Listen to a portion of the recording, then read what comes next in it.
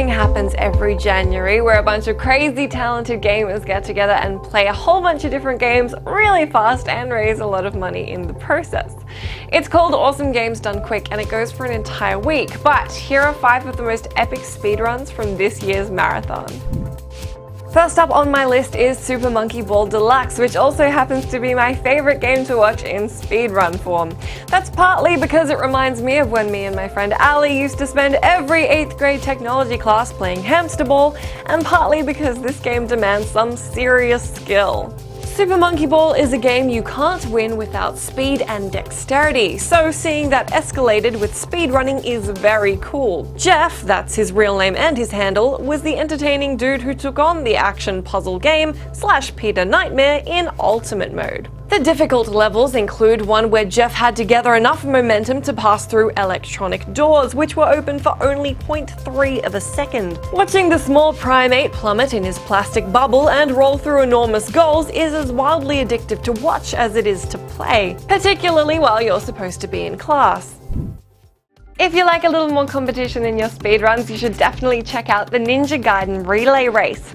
2 teams simultaneously played Ninja Gaiden 1, 2, and 3, swapping out players for each game. The 3-game run only goes for 40 minutes, and the race is nail-bitingly close the entire time. The infamously difficult platformer demands pretty precise movements and strategies, and the 6 players participating really do seem to have it down. This is a must-watch to see the talent of these people, and the fact that the finale comes down to just 2 seconds between the competing teams. Also, the commentary is really helpful and insightful if you have no freaking idea what's going on. I Wanna Be the Guy is a game known for its difficulty. I Wanna Be the Boshy is an even more difficult remake made because somebody thought the original game was too easy.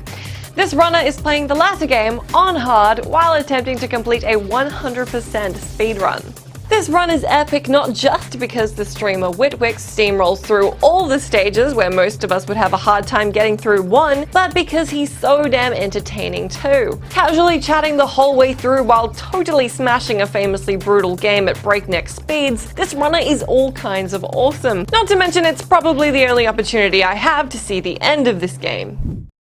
The Legend of Zelda Ocarina of Time isn't I Wanna Be the Boshy hard, but it certainly would be difficult to play blindfolded, a feat this next runner attempted through the first 3 dungeons.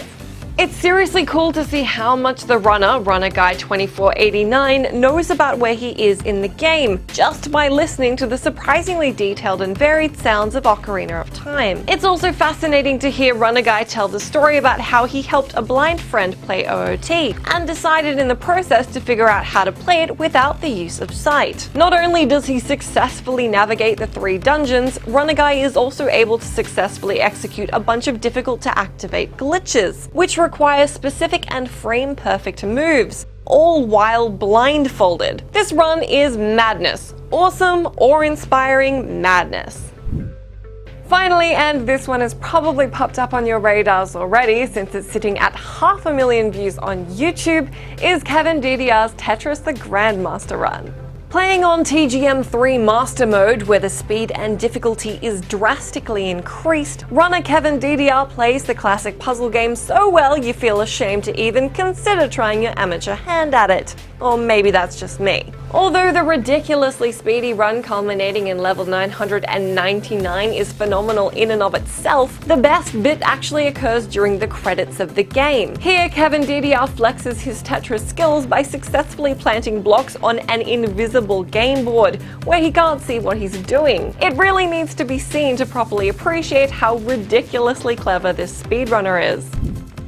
Let me know down in the comments which of these runs was your favorite, or if it was a whole other run entirely. For the full runs, you can head to the Games Done Quick YouTube or Twitch page, and congrats to them for raising over $1.5 million for charity. I will see you next week.